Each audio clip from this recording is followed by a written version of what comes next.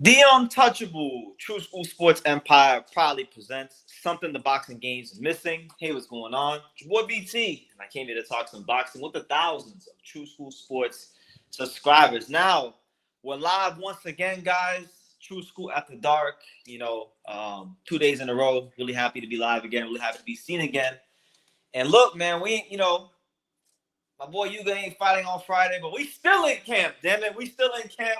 We still in the Bay Area, and we still giving y'all that world-class boxing content, live and direct, live in full effect. And yeah, I'm gonna pace back and forth like a crackhead in my room, and I'm gonna spew some boxing truths into this camera, and we'll dissect from there because this is a great live, guys. This is gonna be a great one. I mean, we got quite a lot to unpack, quite a lot to dissect with this whole ZUFFA Boxing entry into boxing, Dana White's entry to boxing. Paramount Plus is in the picture now. They talking about changing the rules, changing the ring, changing a whole lot of things, So we'll get into all that. Make sure you guys smash the like button.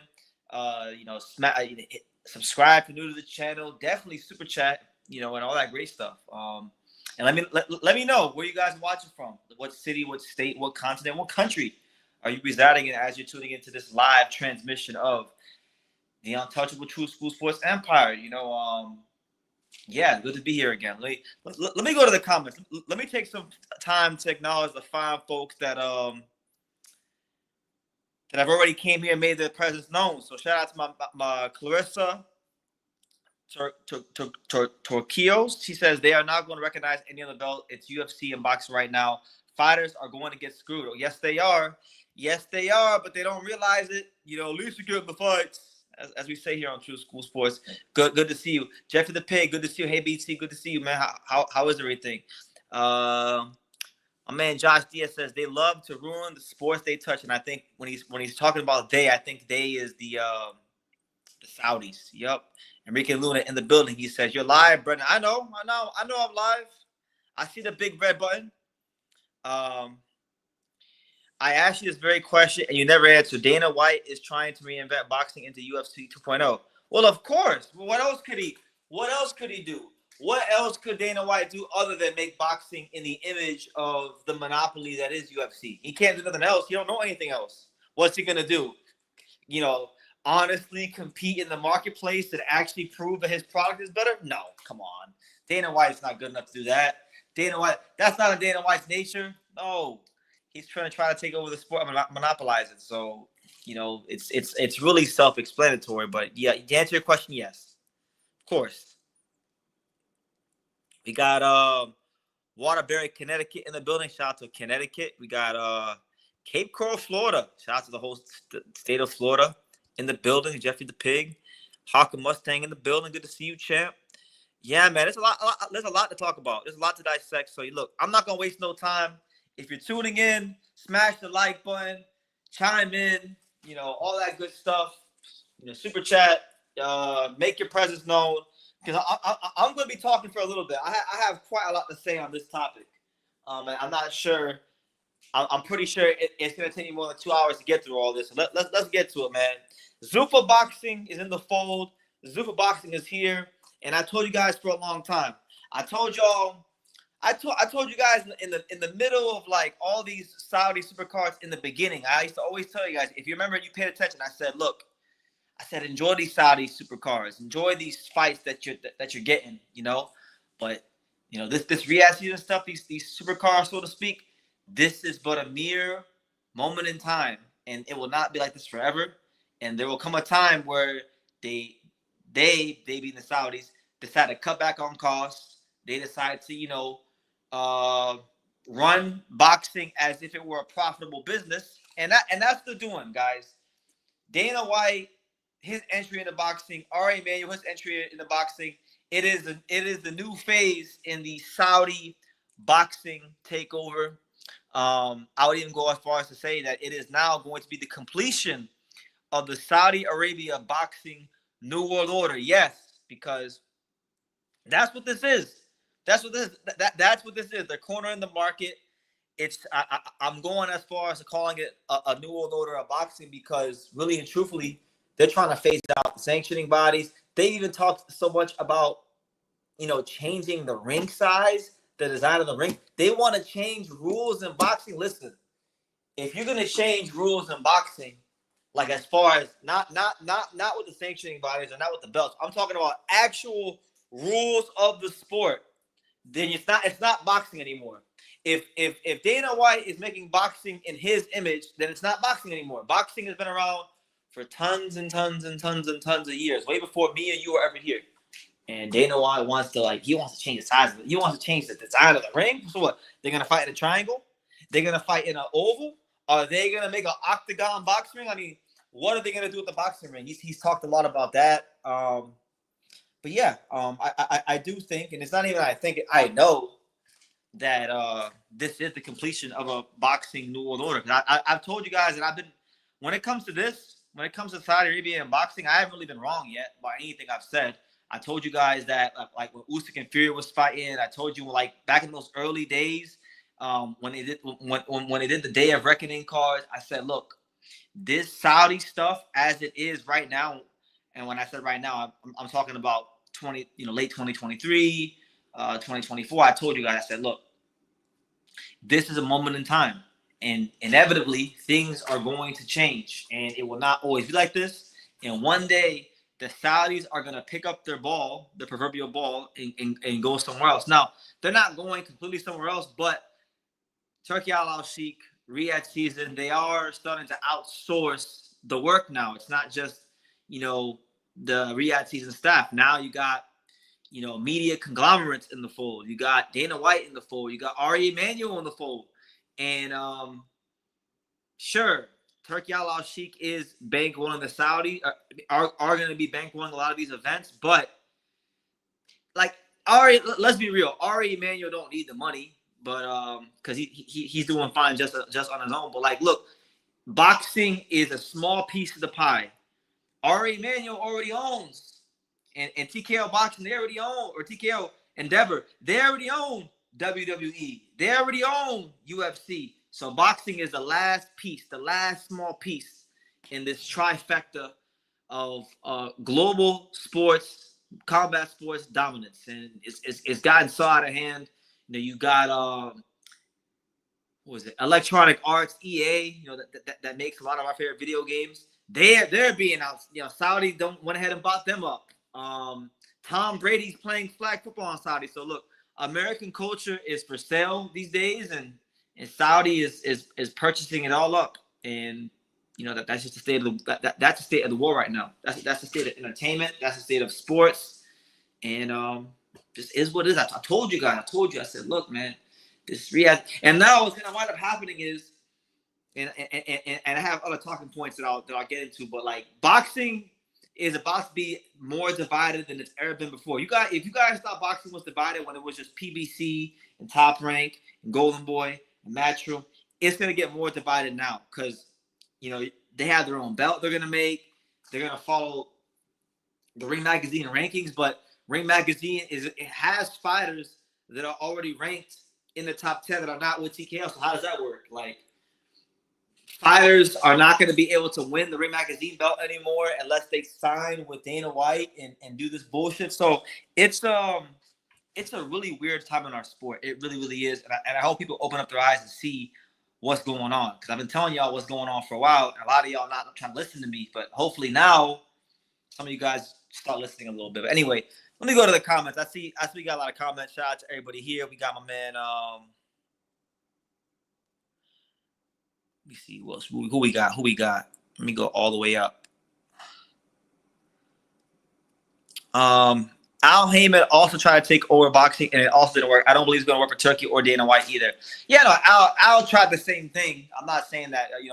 I've always said that nothing is new under the sun. Eddie's tried it. Turkey's tried it. People always try to take over boxing. But the difference between Dana White and Al Heyman is, and I highlighted this in one of my other lives that I did recently. Dana White has Ari Emanuel, and Ari Emanuel, in my humble opinion, there's never been anybody in the history of boxing better equipped to potentially monopolize a sport like Ari Emanuel and Dana White. And I've highlighted like the political connections that they both have, particularly Ari Emanuel. One of his brothers worked for the Obama administration. He's got another brother that's the current U.S. ambassador to Japan. So it's like he's got heavy connections beyond just the realm of entertainment in sports, and I think they're playing at a higher level than Al Heyman. We're just being honest here. Will the takeover get resistance from who? Who will foes become friends? I don't know, man. I feel like we're kind of like I said, we're in a stage in boxing where it's the new world order. It's gonna be a thing where Dana White and TKO Boxing tell the whole world, hey, listen, you either get down or you lay down. And I'm really intrigued because, right now, I know quite a few fighters. I'm going to say in my own personal life, just my own dealings in boxing, I know about roughly 7 to 15 fighters that are signed with TKO Boxing. And of those 7 to 15 fighters that are signed with TKO Boxing, none of them are big names. And I know, and through those 7 to 15 fighters that I know personally, I've learned about other people on the roster, and they don't really have no big names yet that are signed to them. So I feel like they're gonna, even though they have the money and they have the connections and they have, Paramount Plus, they still need the talent because you're not gonna take over the world with Vito Mielnicki and Callum Walsh. And it's funny because I mentioned Vito Mielnicki and Callum Walsh, and Jeffrey the Pig mentions it. Zuffa is signing guys like Vito Mielnicki and Callum Walsh. If that is love for Zuffa and the new wave of boxing, that is terrible. And yeah, I think I'll get to that later on. But I agree. Dana White wants white American boxing. Notice how blacks and Latinos act in UFC versus how blacks and Latinos act in boxing. Well, I mean, to be fair, like it wouldn't hurt boxing if they could market it to more white people. But I don't think that's the case. I think boxing core fan base is the Latino market and black people. It just is what it is. You got to know your demographic. Saudi is buying up every sport, and it will come a point that boxing is on the barn burner when they get the bigger sports, is what I believe. That's what I'm saying. I think eventually, like, you look at what Turkey's doing with Tom Brady. You see Tom Brady going to Saudi to play a flag football game. That to me is one of the first indicators that Saudi Arabia is going to try to make a play for the NFL. I would basketball probably gonna NBA will probably be in Saudi at some point. I'm okay with Saudi Arabia taking over every sport. Just don't touch hockey. It's all I got. At this point, my NHL and my hockey is all I got. Like, hopefully they don't ever touch hockey because hockey's not popular enough, and Canadians love to gatekeep the sport. So hopefully they don't ever touch hockey. But yes, it's bad. It's getting real bad. Let me see. A lot of y'all bringing up Espinoza.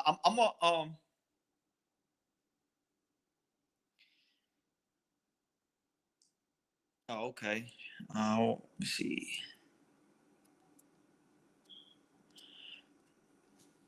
Remember when George Bush said, "I'm a uniter, not a divider"? Yes, I do remember that. Thank you. I remember that very, very well. Let me see.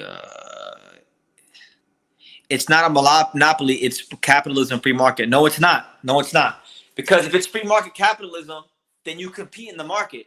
You understand? If it's free market capitalism, you compete in the market. Okay? They're not trying to compete in the market. Well, Dana White's funny. Dana White thinks boxing fans are idiots. And to be fair, I can't even get mad at Dana White. I can't get mad at Dana White for thinking that boxing fans are idiots, because if you look at all the other sports, if you look at or anything else, if you look at Capcom, and Capcom, if you look at video games, if you look at WWE, everywhere else in the world, every other sector of humanity that the Saudis have touched, people will say, yo, no, ever since the Saudis touched, wrestling or video games, it sucks now, right? We're the only sector of the world that's not really clued in to what the fuck is really going on. But so I can't even blame Dana White for thinking boxing fans are stupid, because it's the first time he's not gonna get any pushback, because at least you're getting the fights, right? And we're not even getting great fights like that. We're getting Crawford Canelo, which wasn't even a great fight. Anyway, I digress. It's not free market capitalism, because if you're trying to bring forth, and I'm going to quote Sean Tell, because a lot of y'all, everyone saw that. If you're trying to bring forth a business model that already got you sued up your ass to the tune of $200+ million, that's not free market capitalism. You're getting sued because what you're doing is a direct attack on free market capitalism. So no, Jesus M, God bless you for being here. We appreciate the comment, but no, it is not free market capitalism.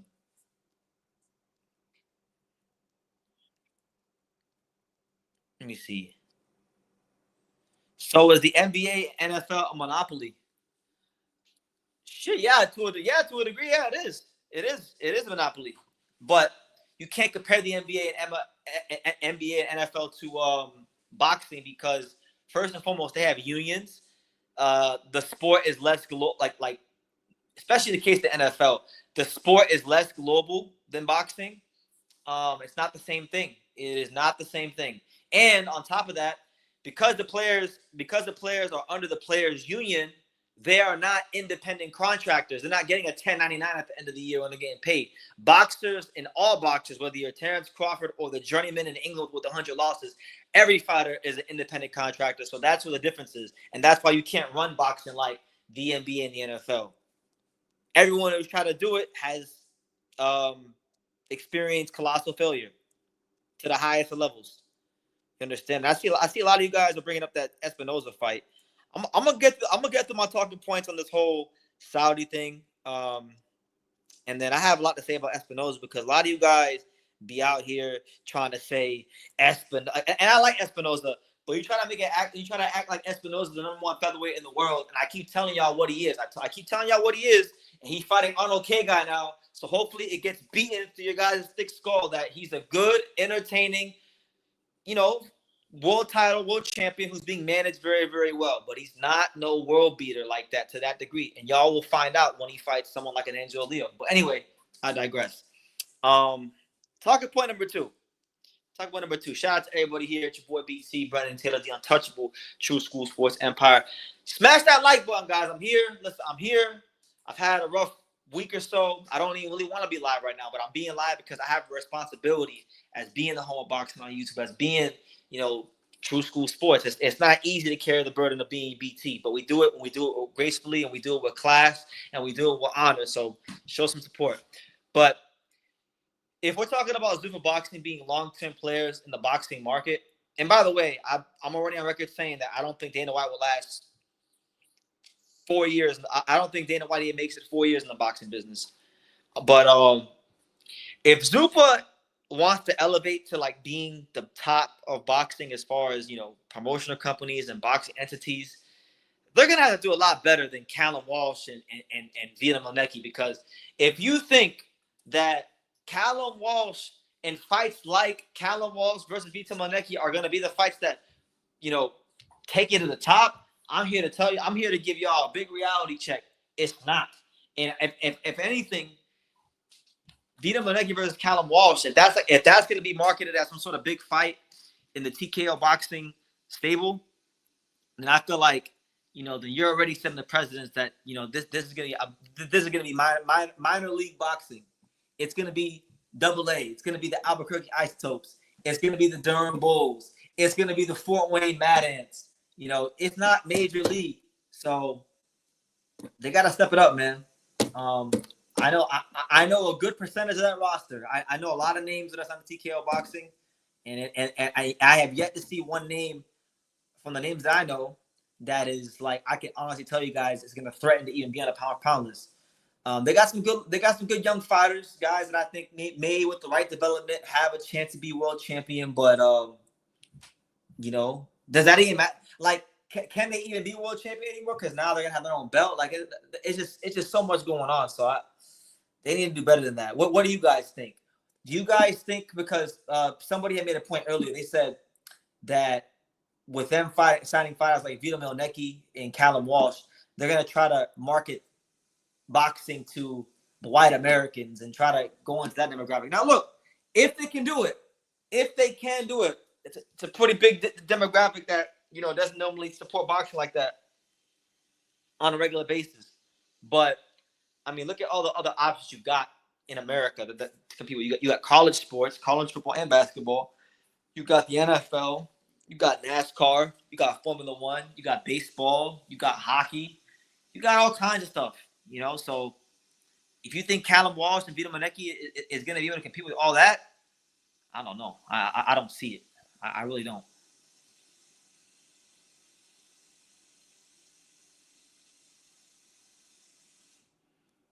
Featherweight champions fight deserving contender. Mission Impossible. Fair play to Leo fighting Kameda because Kameda was mandatory. And he fought him in Japan.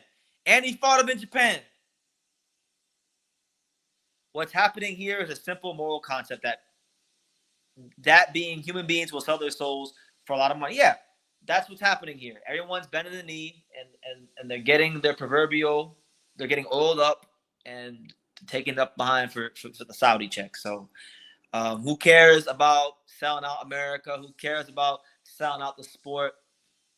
Get the bag, right?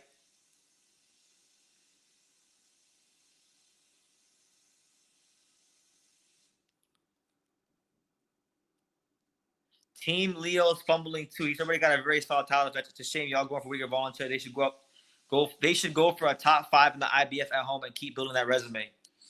Nobody's fumbling anything. You guys don't even know what you're talking about. You know what? For like 15 to 20 minutes, because you guys keep bringing it up. Fuck the Saudis. Forget Dana White. You know what? I'm gonna give y'all what y'all want because y'all want to talk about it. So I'm gonna give y'all what y'all want. I'm just gonna speed ahead to it. You got Rafael Espinoza, right? And I have no hatred towards Rafael Espinoza. I want to make it very clear. As a fighter, as what he represents in the boxing ring, I'm a big Rafael Espinoza fan. I think he's a real warrior of the sport. He's a people's champion. But I've told you guys what the MO is with his career, and a lot of you refuse to listen. I tell you guys to say, look, Rafael Espinoza is signed to Zanfer Promotions. Zanfer Promotions is the same company that padded up Gilberto Ramirez's record and William Zepeda and Jaime Munguia. They've shown you guys what they do with their top fighters. They're doing the same thing here at Espinoza. So, I've heard through the grapevine of all kinds of opponents for Espinoza. I didn't really know it was true. I just knew that he wasn't fighting Venado. That much I was sure of, and I was right about that. Now I heard Bruce Carrington's name was thrown out there. I didn't really believe that one. I heard Kenji Fujita's name was mentioned, and that's why I thought when I heard that name, I'm like, yo, that's probably who he's gonna fight because that's what Zanfer Promotions does. They would fight a guy like Kenji Fujita, right? But believe it or not, they might have found somebody just as bad or even lower than Kenji Fujita.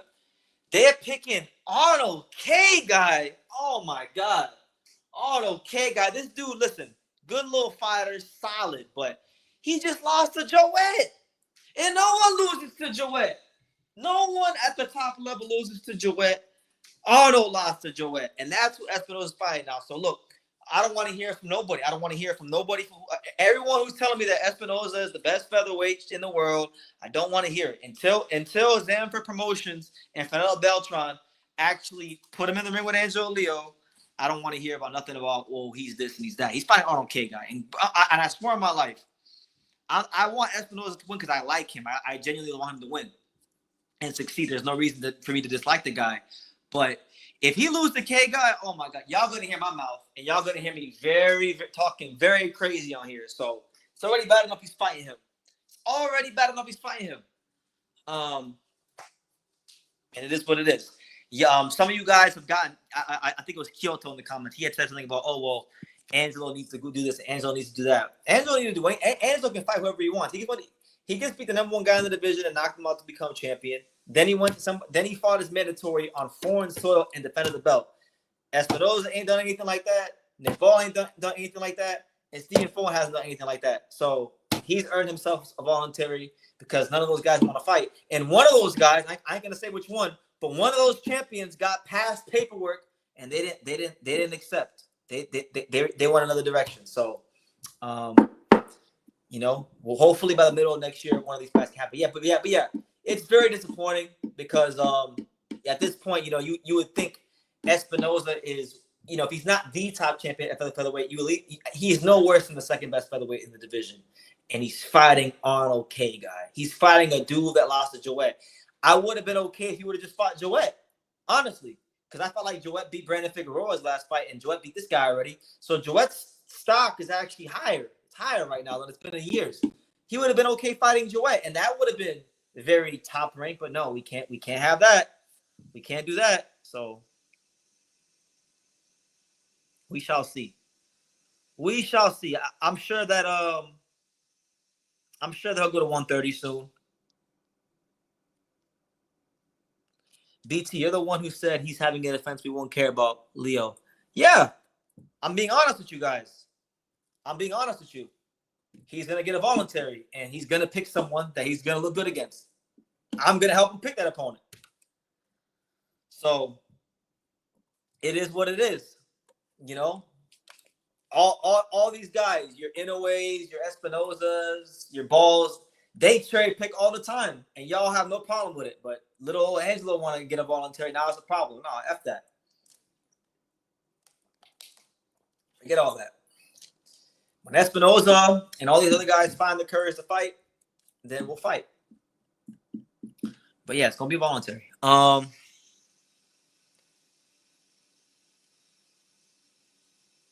ZUFFA Boxing only acknowledges the ring ranking, but they have no fighters in the ring magazine. That's what I'm saying. So what I think is going to wind up happening is I think they're probably going to put stipulations in these contracts to where, like, if you want to fight for the ring magazine belt, you got to sign up with TKO. I think that's what's going to wind up happening. You guys in the next couple of months are going to hear Ring Magazine and Max Kellerman and the media that's affiliated with Turkey talking about they need to sign with TKO if they want to win the ring belt. That's going to happen.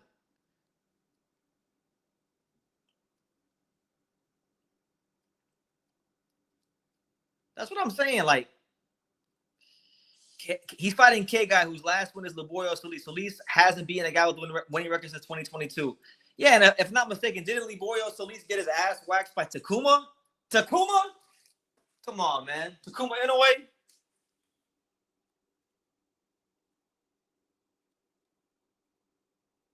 BT, now did you say Joey got robbed versus Figueroa? Yeah, he beat Figueroa easily. He beat him easily. I thought he won. I thought it was one of the worst robberies of 2025.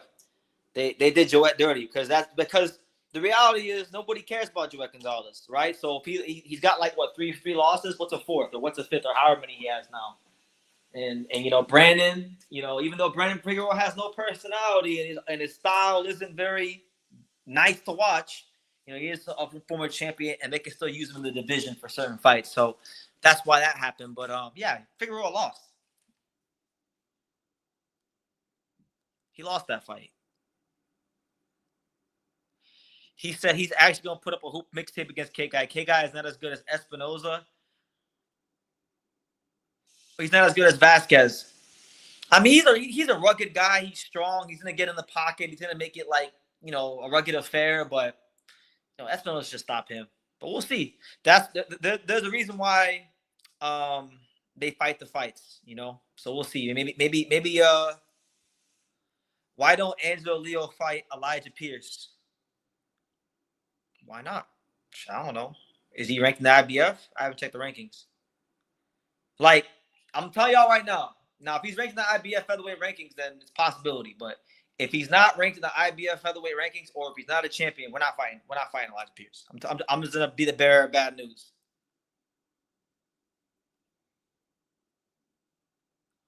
I was hoping that Fulton and Leo would rematch for unification. That's what we should have got.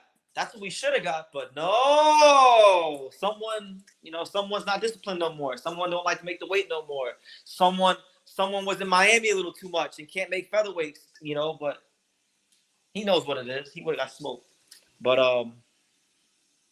I digress. I'll check right now. I'll check right quick. But Elijah did look good his last fight. I don't know if you've seen it. Of course I've seen it. I watch all the fights. He had a traditional Elijah Pierce performance. He got dropped, he got up, and he stopped the guy. He's tough guy. I checked the rankings. Elijah is only ranked in the WBO. Exactly. So He's going that route. I'm sure Brendan Gibbons. Listen, Brendan Gibbons helps manage and Elijah Pierce, or promote Elijah Pierce. Brendan Gibbons knows very well about Angelo Leo. I don't think he's going to take Elijah Pierce the IBF route. I'm just being honest with you. They go on that route because I think, and I'm talking about the people that make decisions for Elijah Pierce's career. They're going that route because everyone knows that Espinoza is going to vacate any fight now because the dude is big as hell. He can't make, physically speaking, he can't make featherweight for very much longer. That's why he should fight one of these significant fights. Nope, BT, that's cap. Pierce is number 11 in the WBO. Well, Angelo holds the IBF. He don't hold the WBO. Pierce is 11 in the IBF. Okay, well, then he's a candidate. We'll see. We'll see.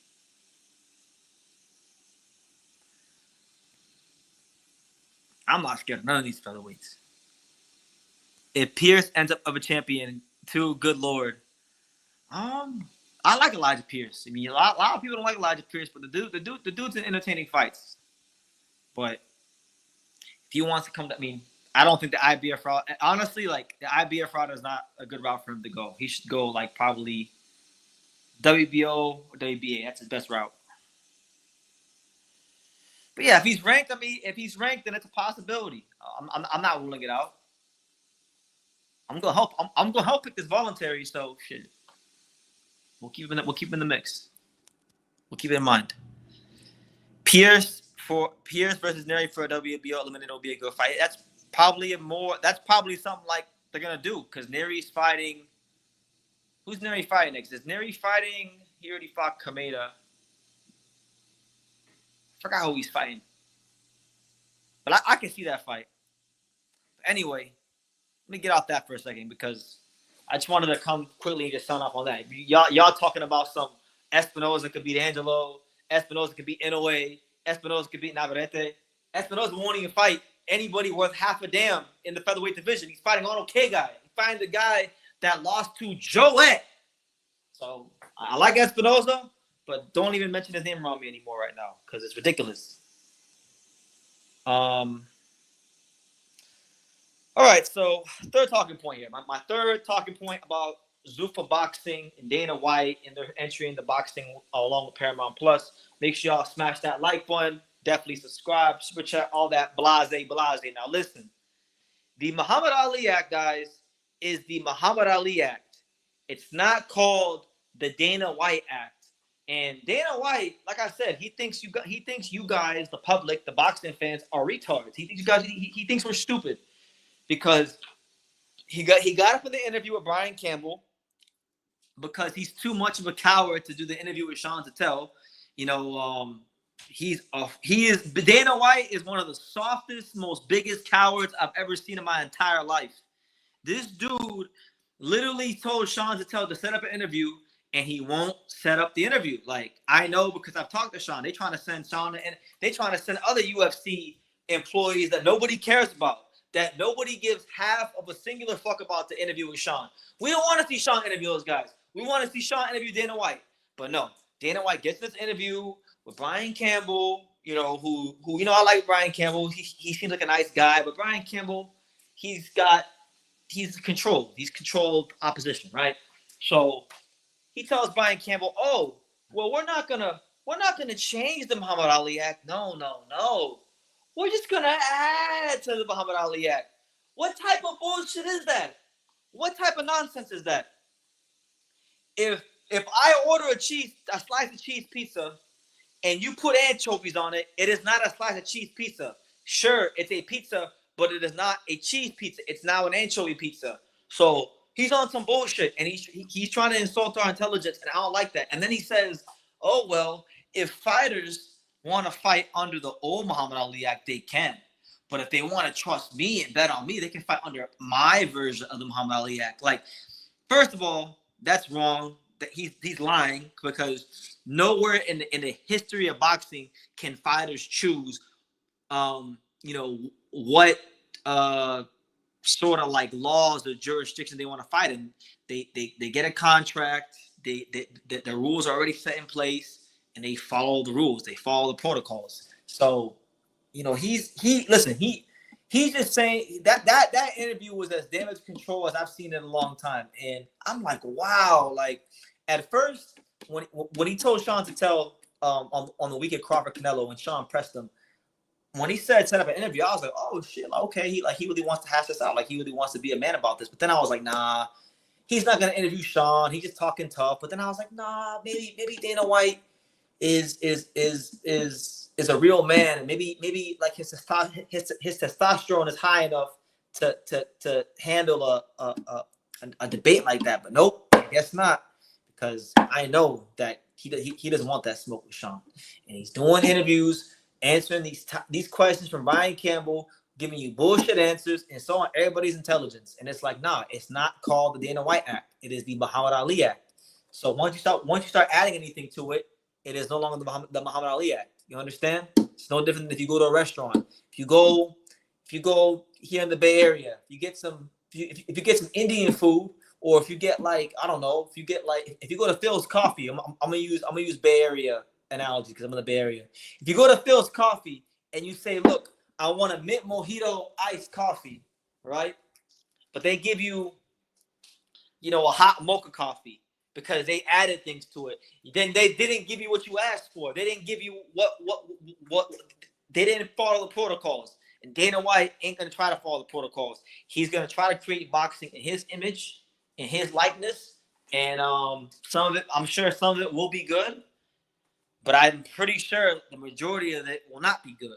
And what do you guys think about all this? Like, am I out of pocket here? Like, am I saying anything that doesn't make sense?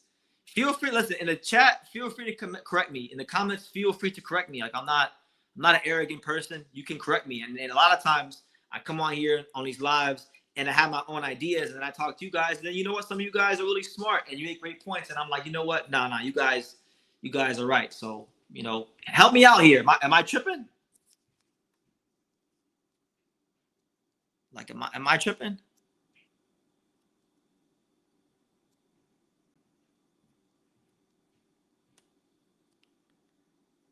Let me see. Y'all talking crazy. Hold on. He said it'll be Leo's chance to redeem himself against a slick black American fighter. What are you talking about, Next Gen? Angelo's 1-1 against slick black American fighters. In fact, he won his first full title against a slick black American fighter. So what are you talking about? He would have been 2-1, but Stephen Fulton can't make weight. Or he acts like he can't. So it is what it is. He can go duck and go 1-30. Let me see. He wants to monopolize boxing with ZUFFA, just like he did with UFC and MMA. Change the terms of the Holly Act to favor the company instead of the fighters. Turkey's money will help him do that. Yeah, Turkey's money in conjunction with Ari Emanuel's political connections to the White House are going to help them amend that law and change what needs to be changed. You understand? So I'm in full agreement. Man, y'all talking that featherweight talk. I'm trying to stay on topic here. Y'all want to talk featherweights. Who's fought worse, Espinoza or Ball? 122 or not? Espinoza's fighting some real cans. That's a hell of a question. I gotta think about that one. It's a great question.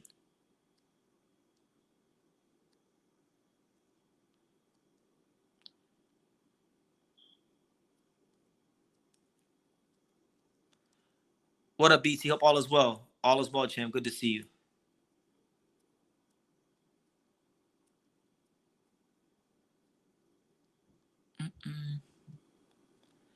What am I tripping about? Oh yeah, you got it, BT. I remember the dude you were talking about. I don't remember his name, but you're right. My fault. I retract my statement. Thank you, champ. Thank you. Because I'm like, man, you can't use that for him. You can't use that statement for him. But HSM, what am I tripping about? Like, what am I tripping about? How am I tripping? Because you were saying earlier it's free market capitalism. I'm telling you, it's not. Like, it's not. And then when there's no other game in town, and then Vita Milnecki versus Callum Walsh becomes the biggest fight in boxing because TKO took over the whole sport. Don't say I didn't tell you.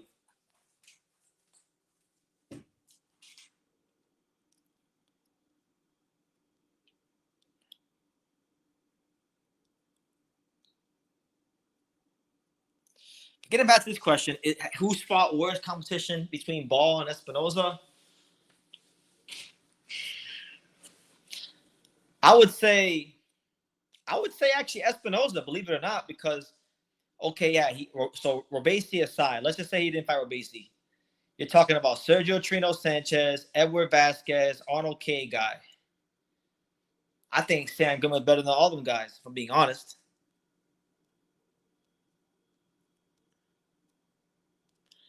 I'm not gonna lie. I don't know too much about Muhammad Ali Act, so I gotta do my research. Do your research. Like I don't want everyone to agree with me. I want people to do their own research on what is the Muhammad Ali Act, right? I want you guys to go to other channels. Go to other channels that believe that this is good for boxing. Listen to what they gotta say, and you might come to the conclusion that, you know what, maybe they're right. This is just how I see things.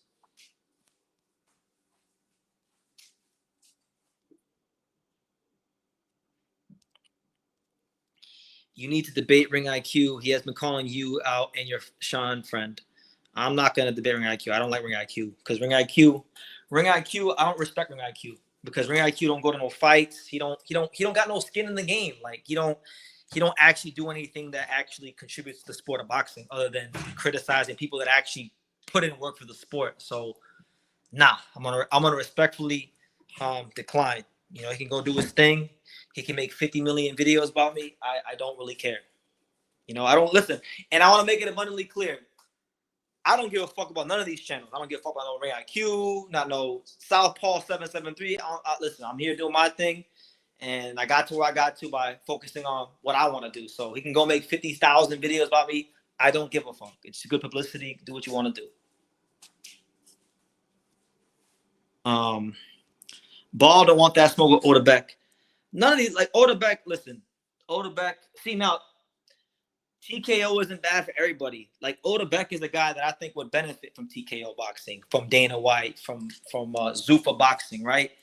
Because let's be real, under the current model, Odebek ain't getting no fights unless he's the mandatory, and because you know the risk ain't worth the reward, and he's good and he's dangerous, and you know, let's be real, like if he didn't bust his knee in the 12th round of the Ford fight, he probably wins the title.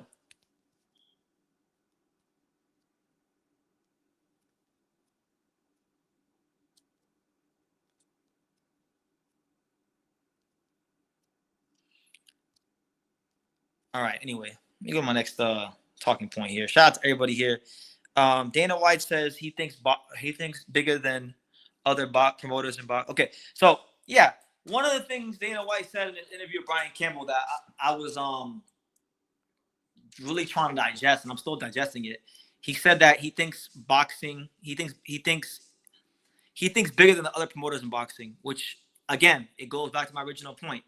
If you think bigger than all the other promoters in boxing, then compete against them in the market. Like actually show that you think bigger than them, and let the market determine, you know, if you're really the best. You know, if you're not the best, then you know De La Hoya will put on better shows, Eddie Hearn will put on better shows, or Al Heyman, or whoever the case may be. But that's not what he's doing. And another thing, like we know that he's being bankrolled by Turkey and Saudi, and that's what gave him the courage to actually finally get involved in the sport of boxing. Because anybody who's been following Dana White, and as far as in the boxing sense, they know that back in like 2017, he was talking about ZUFFA Boxing when he was promoting the McGregor and Floyd fight. You understand? So that being said, with ZUFFA Boxing, he's not even getting involved in the sport of boxing if the Saudi government isn't bankrolling him. You understand?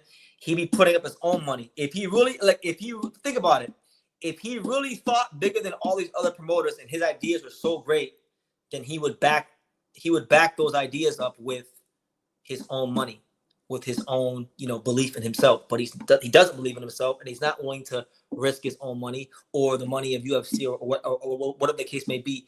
That's why he's gonna lean heavily on Sugar Daddy Turkey, and that's what it is. Do I doubt that Dana White could bring some things to boxing that are probably better than what we have now? No, I think there's probably going to be some great things. I think where Dana White's going to do really well for in boxing is probably from a presentation standpoint. MMA is renowned for their presentation, UFC. So he's gonna have his own production team. You guys saw when they did the Crawford Canelo fight, the production was top notch. You can't hate on the production value of what they did on Netflix. And now with Paramount Plus in the fold, I don't see why. I don't see why they won't. I think that their presentation is definitely going to be better than DAZN. DAZN isn't exactly HBO boxing when it comes to presentation, but as far as like fighter development, as far as like really being able to make the biggest and best fights, I got my doubts about Dana White.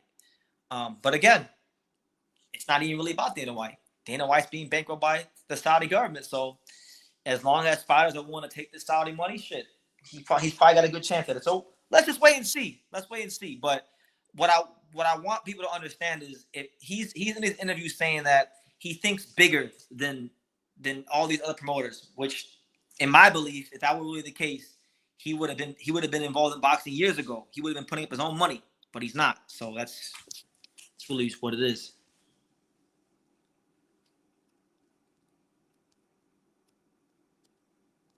He thinks bigger in terms of making himself rich and monopolizing the sport. If he didn't have Turkey backing him, he would never. My point. You're literally saying what I'm saying. Because I can't remember where I saw it, but I saw him do an interview years ago where he said that he had his promoter's license. So if you've had your promoter's license and your LLC for all these years, why all of a sudden, why now?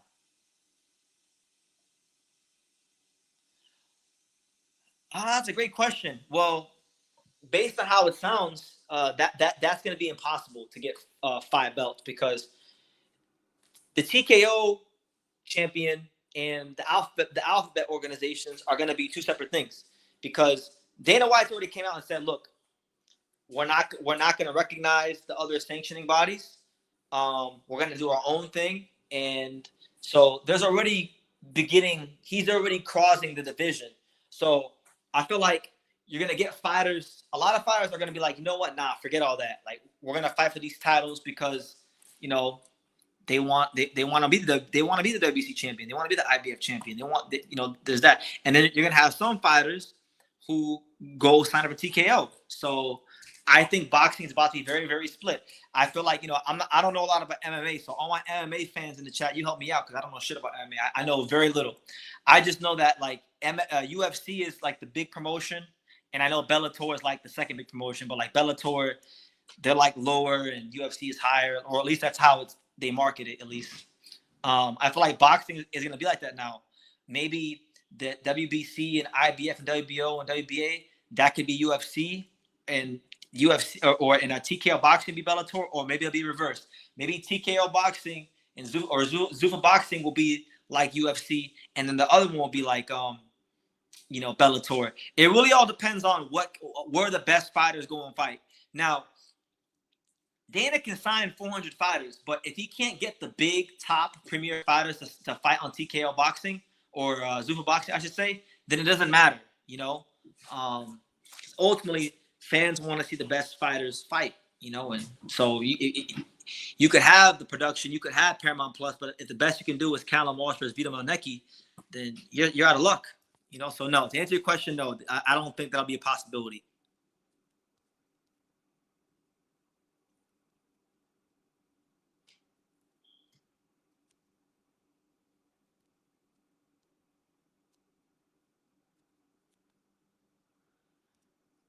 You're wrong. You're wrong. You're wrong. See, that's the problem with people like you and you know what? I'm not even gonna say his name because I said his name enough on this channel. But you and the guy you keep mentioning, you guys talk out of the side of your mouth and you don't even actually do your homework. I have plenty of videos from when I'm 30 years old now, when I was like 20, 21, criticizing Al Heyman about, trying to take over the sport and, and it's the same. Look, nothing is new under the sun. Just because you guys are in love with these mid-ass fights that Turkey puts on doesn't mean that, we didn't keep that same energy for PBC.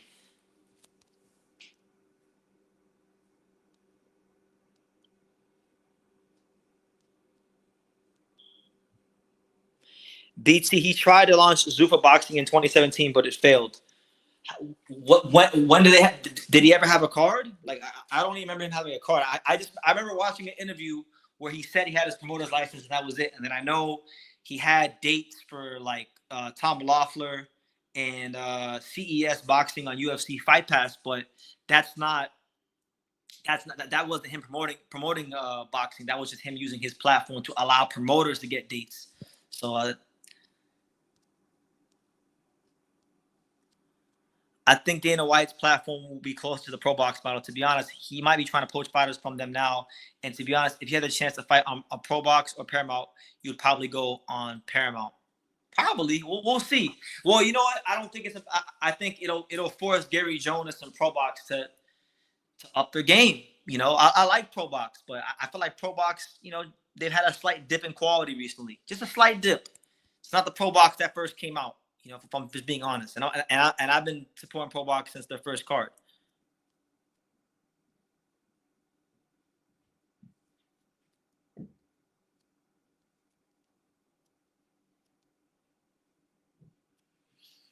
Would it be groundbreaking if Top Rank goes to Apple TV? It would be groundbreaking if Top Rank just did something. They gotta do something because right now things ain't going their way. But I mean, Apple TV. I mean, I guess. Look, man, you could put all these fights on the biggest platforms. We've seen it with Al Heyman. We've seen it, you know, with Netflix. At the end of the day, we just need a promoter that's going to put on the best fights consistently, like the actual best fights, though, like fights that are actually not just big names like Crawford, Canelo, but like actual fights that mean something. You understand?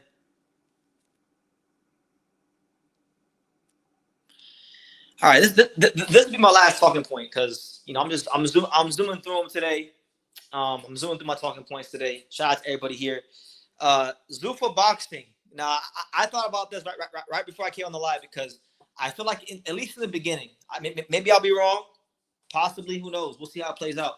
But I think at least in the beginning, the ZUFFA Boxing is gonna struggle to get like the top guys, and so I think there's gonna be a period of time here in boxing where the lower tier fighters, they're gonna go ahead and they're gonna go ahead and they're gonna use ZUFFA Boxing to hide out from fighting like guys that they know will beat their ass. So and you know what? It's already happening, guys. It's already happening. Vita Milnecki going to ZUFFA Boxing is a great example of this because we know. Listen, Vito works hard in the gym. I don't want to disrespect no fighters, but he's not, to put it nicely, he's not no creme de la creme top shelf talent. And if he steps up any more than he's already stepped up, he's gonna get waxed badly. And I already know a couple guys in his weight class he's already avoided. So that being said, Vita Milnecki, he is the pioneer of what I'm talking about because I can already see it. You're gonna get fighters that are either, you know, they might have marketability, but their teammates feel like they can't beat the champion of a certain sanctioning body. So they might say, you know what, forget all this. We going to ZUFFA Boxing, and I do think we're gonna see it a couple times where fighters, lesser fighters, start signing a ZUFFA Boxing to not have to really fight the real smoke. But that's the climate we're gonna be in boxing. We're gonna be in a climate where ZUFFA Boxing causes enough division to where the sport is fragmented. It's going to be like the sanctioning bodies versus ZUFFA Boxing and the promoters versus ZUFFA Boxing. It's going to be like boxing's version, if you guys watch wrestling, of the Monday Night War. That's really where I feel like we're heading to. No, he couldn't sign enough fighters. He tried to promote it off the back of Mayweather McGregor. He was in talks with fighters such as Mikey Garcia, but they wouldn't sign. You know what? That I remember. I remember hearing that. And at that time, I also remember that Mikey Garcia went on Ellie's channel and he talked about fighting at Marlins Park. And I remember I did a video about it back then. So I vaguely remember that.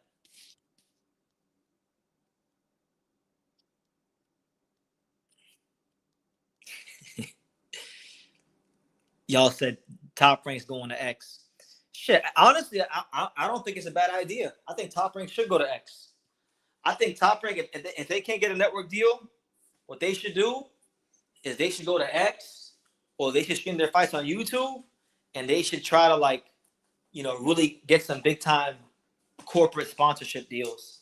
That's why might be the best thing to do, honestly, because they have the fan base, they have the viewership, they have the brand. Until they find a network that makes sense, they probably should do that. Go find some corporate sponsors and go that way. But that's see another advisory tip free from True School Consultations. That's what I'm saying. Like, Inoue, they were saying Inoue did like 10 million views or something like that, 13 million views when he fought on Facebook Live. Why not? I mean, all the other smaller promoters do it.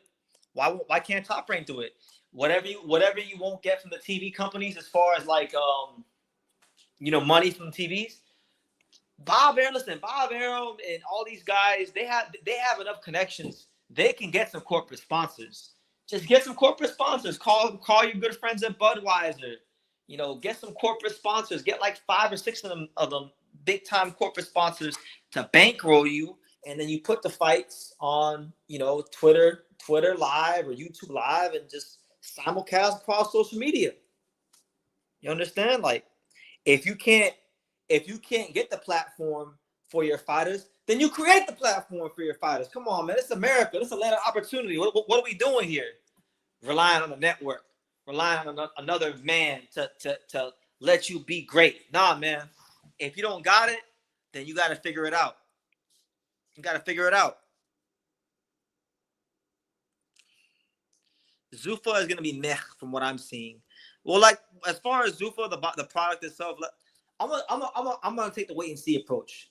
Obviously, I do think they're gonna have some problems signing big time fighters originally, but let's see if they put on some good shows, and if they actually do start treating fighters correctly, word will get around fast, and they'll be able to start getting the top fighters. Only maybe good sign is the face is the fact that they're taking so long. Maybe they're not settling for a crappy network. Yeah, or maybe boxing has been so messed up in America that no big time network worth their weight in salt wants anything to do with boxing, because there's not really any money in boxing. All these fighters want to get overpaid, and the only person willing to overpay them is Turkey. And when I say overpaid, let me clarify what I'm saying when I say overpaid, because a lot of people get in their feelings, and they get burnt when I say that. Like, BT, what do you mean fighters getting overpaid? They get in the ring for entertainment, and I understand that boxing is a hard game. Like, trust me, guys. Like, this morning I did a 3-mile run with some fighters this morning, and then I did these crazy hill sprints immediately following the run. So I felt some of the same pain at 6 a.m. this morning here in the Bay Area that some of these fighters feel. So I respect the fighters. But let's be real. A lot of these fighters don't put no asses in the seats, nor do they care about putting asses in the seats. But they want to get paid as if they are fighters that do put asses in the seats, because boxing is a sport of free enterprise where it's a sport where you got to eat what you kill. So, if you're not killing nothing, you ain't eating nothing. Straight up. Killing in terms of, it's a metaphor for like selling tickets, viewership, these kind of things. So they want to get paid or they might get overpaid. And who doesn't want to get overpaid? I'm sure we all want to get overpaid, but that's not how life works. And there's only so long that business model can work. That's why Turkey is bringing in Dana White, and they're going to put payment restrictions in, because as much money as the Saudi Arabian government has and is bankrolling Turkey for these fights, they don't want to lose money. So no one wants to lose money. No matter how much money someone has, nobody wants to lose money. That's just the universal law of life. Next Gen Combat Sports TV says, and to make it worse, if they don't secure a legitimate long-term deal next, them being homeless could impact them signing young talent and maintaining guys they got right now. Exactly. A lot of fighters, I know fighters right now that want to sign with Top Rank but can't sign with Top Rank, or aren't going to sign with Top Rank because they don't know where they're going to fight. Imagine imagine like you sign with Top Rank and your family wants to watch you fight, and they say, "What channel is it on?" And you tell them, "I don't know. Maybe it'll be on Twitter." I see Zuffa aiming for a lot of European fighters. I can see them going after Jalolov, Madrimov. Yeah, like those are the kind of fighters I think they're gonna get. Bolachuk, Odebek, Komatov, and to be honest, like that would be very on brand for what the UFC does. UFC, Dana White loves those Chechnyan Russian fighters and these Europeans that don't speak no English. Loves those guys. So why wouldn't that trend continue in boxing?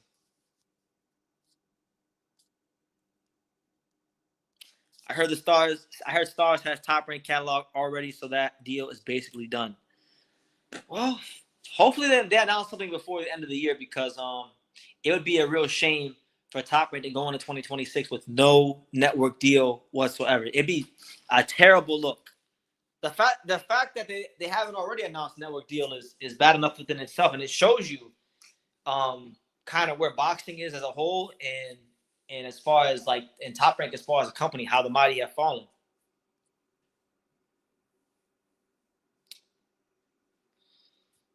But yeah, guys, I don't ran through my talking points, so I don't know how much long I'll be on this live. Maybe we'll go like 30 more minutes.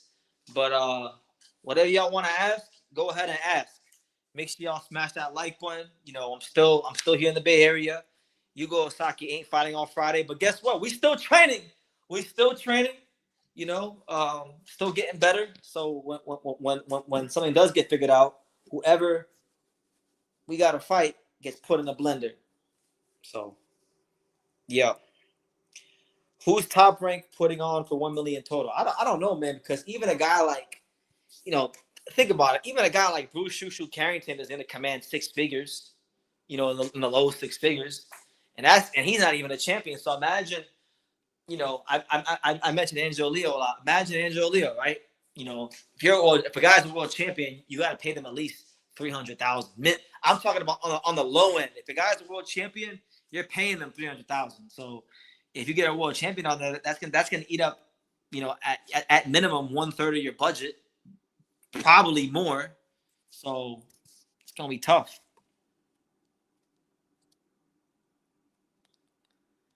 Who will win between Knockout CB Freshmart and Carlos Canizales? Oh, Carlos Canizales. Good fight though. Kind of sucks that like Canizales just won the world title and now he has to automatically go back on the road and be the road warrior. This guy's fought everywhere. He's fought everywhere in the world. I don't know, man. I feel like Canizales should get another defense in Venezuela, but BT, are you and Yugo a long-term thing? You seem really dedicated to his progress. I can't answer that question. Time will tell. We shall see. But I love the kid. I love being around him, and God willing, it can be a long-term thing. I think highly of him. I think he's an amazing young fighter, and there's no other fighter in Japan that I think has a higher ceiling than him. I really believe that. And I'm talking about every young fighter. So that includes Reito Tsutsumi, that includes Takami, that includes Daikira, that includes whoever you want to name from Japan. Forget Japan. I think he's one of the best young fighters in the world from any country. So, yeah, it's an honor to be around him as long as I've been around him. And, there's some things I want to get involved with in boxing going into 2026. So I got some things I got to handle. But hopefully, God willing, if it's meant to be, it'll be.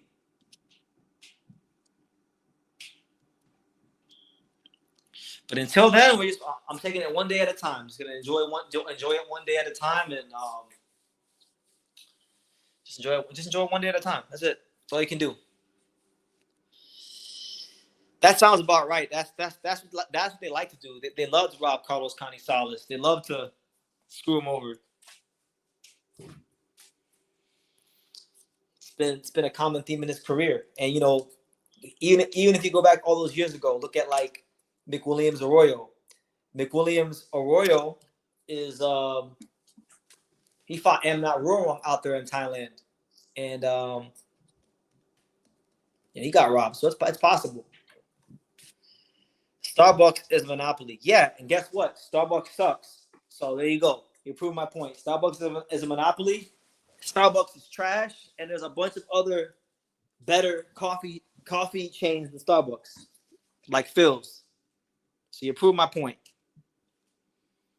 How do I think Ubaldo Garcia will do against Ken Shiro? It's a great question. I've always said that the Mexican volume style has always been a big time watershed moment for the Japanese fighters. I haven't really I gotta watch more Ubaldo. I don't really think Ken Shiro lost his last fight. I thought they screwed him over his last fight. I thought he won.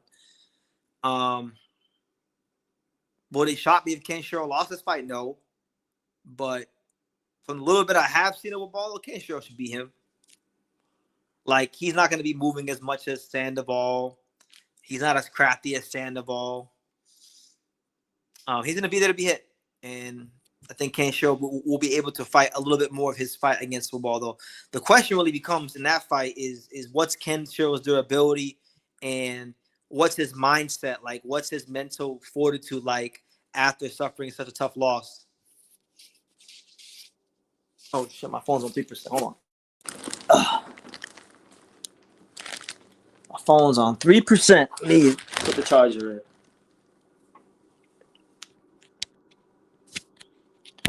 Okay. There we go. All right. We're good. We're good to go. All right. So, back to it. Bam versus Taraji for undisputed 115. Taraji wins. I don't think Bam is fighting Ken Shiro. I don't think they want that fight. He's not quite old enough yet. I know you're high on Tension and low on Takuma, but for this fight, but be honest, what did you think of Tension versus Maloney? And do you think Maloney is better than Takuma? Maloney is better than Takuma. And as far as Tension versus Maloney, I thought it was a close fight that could have went either way. I thought Tension won. BT, give the audience any of your favorite restaurants here in the Bay Area or Mexican food. I haven't really, to be honest with you, I haven't really had I haven't had a chance to really have any Mexican food really in the Bay Area. I had Indian food last night, which I don't really like Indian food, but you go on Indian food. So we got Indian food last night. There's a place called My Favorite Indian Restaurant that it wasn't bad, but I'm not into Indian food like that. There's another burger place that I went to called Quarter. It's like quarter pound burgers. So that's what it's called. It's in Hayward. It's a good little spot.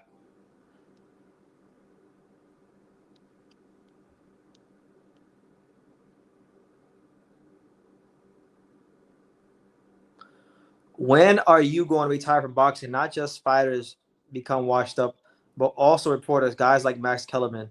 Man, this sounds like Hyro. This definitely sounds like Hyro. It's like a Hyro comment. I'll retire from boxing when I'm dead.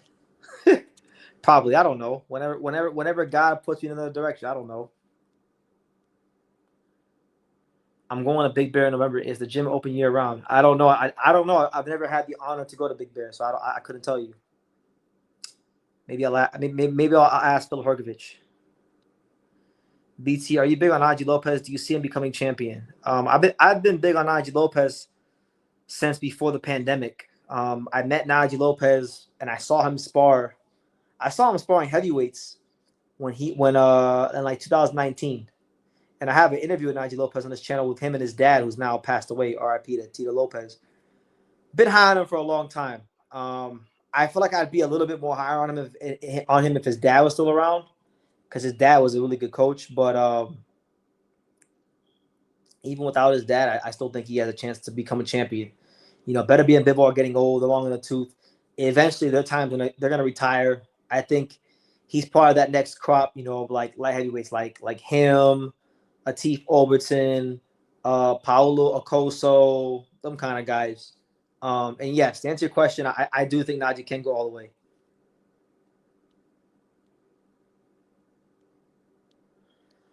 I feel like Tension won, but I feel like his gas tank got tested and he faded a little bit in the back end. I think Maloney was good in his prime, but he seemed a little over the hill, but he kept pressing though. I thought that's a fair assessment. I think what he's got going in his favor of this fight is that Takuma is not going to press him and be as rugged as Maloney. Takuma is a mid-range fighter. So I think Tench will be able to conserve his energy a lot more in the earlier rounds and the middle rounds as well. Najee Lopez versus Dave Morrell, who you got? That's a good question. I don't think Najee's ready for that fight right now. I think Najee probably needs like another fight before he's ready for a Morrell fight. But in like 2 more fights, I think Najee can beat him. So right now, if you ask me right now, I'm gonna say Morrell. But in like 2 more fights, I would say Najee. It's all about timing. Like one thing Floyd Mayweather said a long time ago that I agree with is that it's all, in boxing, everything's about timing. Inside the ring when you're fighting and outside the ring when fighters fight. I can't believe Bud had to go through such a terrible racist attack. This is outrageous. Any thoughts? I'm wondering what Arab Turkey's thinking about it. Y'all don't want to know my thoughts on that. I'm gonna keep my thoughts to myself on that. Y'all ain't gonna like my thoughts, so I'm gonna keep them to myself.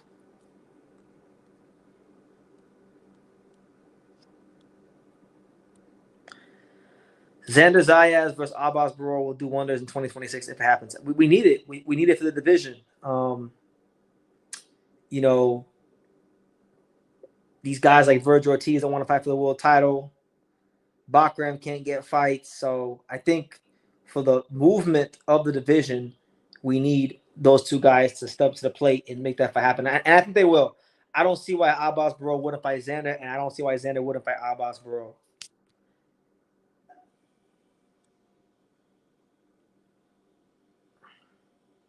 Not cool. No one shut their mouth about Bud now. I don't know what I'm gonna say about that. Like that's his life. It is what it is. People, there's regular people every single day that aren't famous that get held at gunpoint, and nobody cares about them. So, it is what it is. Yeah, Styles definitely make fights, and I'm leaning towards tension, but I feel like Takuma got a chip in his shoulder. From what you see, are most Japanese expecting tension to win?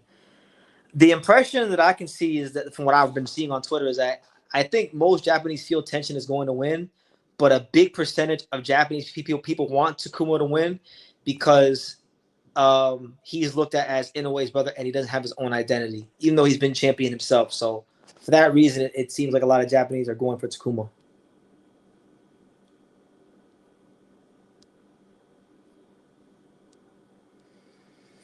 It's not. It's a truthful statement. I mean, I'm not. It is what it is. Like Terrence got held at gunpoint. It is what it is.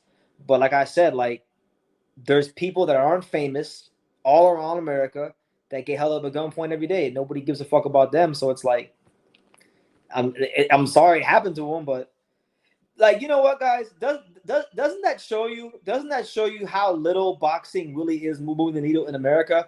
A lot of you guys try to tell me that boxing is really in a great place, but Terrence Crawford, who's one of the faces of boxing, so to speak, is in his hometown on the Davis Parade. He's getting held at gunpoint because guess what? They don't give a fuck because boxing is not moving the needle like that. Now, it sucks to say this, but I'm telling y'all the truth. If Terrence was like the quarterback for like the Chiefs or like the Philadelphia Eagles or like the Nebraska Cornhuskers, I think that probably wouldn't have happened. As crazy as that sounds, but like people get held up at gunpoint all the time. I've been held at gunpoint myself. I've been held at gunpoint in real life. Nobody gives a fuck. Like, who cares? It's just life.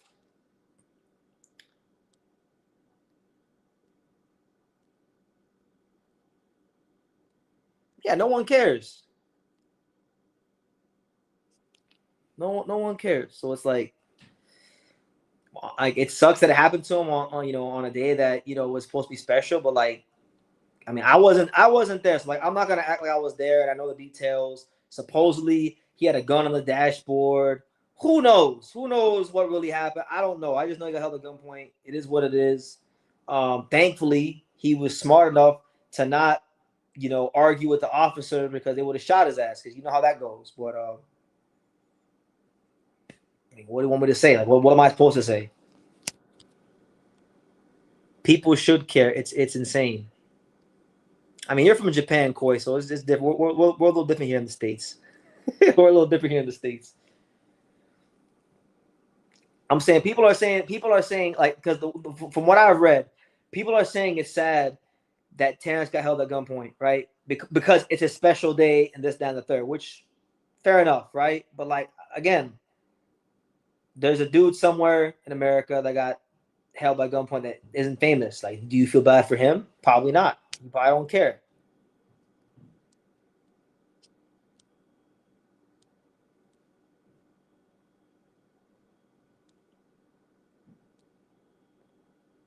I don't know. Everybody's picking. Everybody's picking Nicholas Flaus. I don't know, man. I think Tiger Johnson can beat him.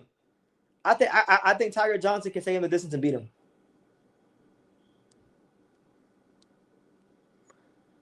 True, on the heartfelt side, I do care Takuma winning, but in terms of the spectacle for Japanese boxing, if tension destroys Takuma, that's a bigger fight with Inoue. Oh, and trust me, Inoue don't want to get his brains bashed in by Angel Leo, so he's gonna stay at 122 stay at 122 and fight tension in June. So he don't want to come up to featherweight. He don't want to do that. Well, I used to live in Seattle for 7 years. I never had that experience. Well, some people do. Some people have those experiences. Some of us grew up in environments. Um, some of us grew up in environments where you know, you come across some really rough individuals. That's what I'm saying. Like, exactly. The same way Cameron said it and paid it for. You said it. They get shot every day, B.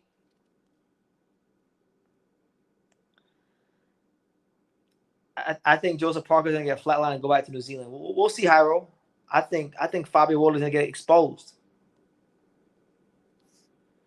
Tiger Johnson is my favorite prospect. I think if he gets his head on straight, he could really develop very well as a fighter. He has been match solid. And I think that honestly, if the best Tiger Johnson shows up, I think he's a better fighter than Nicholas Flaus. He fought at a higher level, has a higher pedigree. Nicholas Flaus just fought better recently. People are saying that people are going off of like, you're only as good as your last fight, but I don't believe in that. I believe that Tiger Johnson, if he's up to this fight, will beat Nicholas Flaus.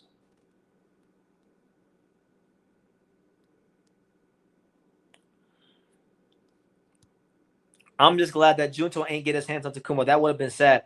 Well, now Inoue was trying to use his Takuma as a roadblock. Nobody talks about that.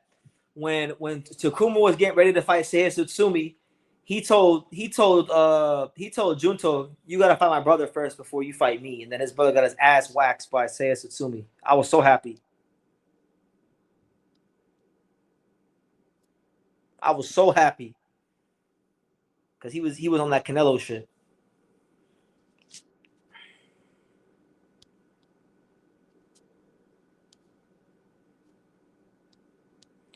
One of the best prospects is Scooter Davis. I saw Scooter Davis fight one time. He fought on the Tank undercard against Roach, and he fought a can, so I couldn't make like much of him. But everybody talked really highly of him, so I got to watch more at Scooter Davis. I put his name on the list for the next rotation of like prospect and contender review videos I'm gonna do. So yeah, I'll be doing my first Scooter Davis video soon.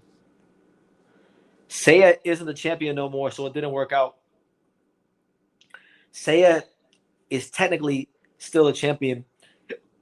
He didn't lose his belt in the ring. He lost it because of cuts. And he has a chance to become the full champion again by beating Antonio Vargas. So Hyro, please be quiet.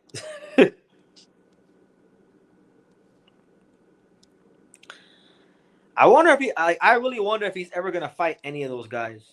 Because if not, I'll tell you this, if he didn't want to fight any of those guys, I know a guy at 108. I know a guy at 108 that'll gladly fight Oscar Collazo and wax Oscar Collazo, and he's right upstairs from me. He's chilling upstairs from me. His name's Yugo Osaki. And if he don't want it, then maybe Juanito Lopez in the future. Because man, he needs a lot of work. I think he's a knockout loss waiting to happen for sure. I got zero doubt in my mind about it. Like Peter Khan managed Juanito Lopez, and Juanito Lopez is not Xander Zayas. He needs to really, really be careful with him.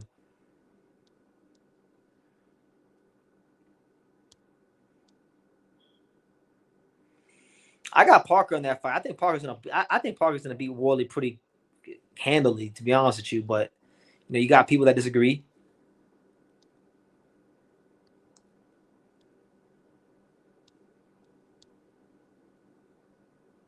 Zayas versus Boots in 26. Maybe. Boots gotta do something.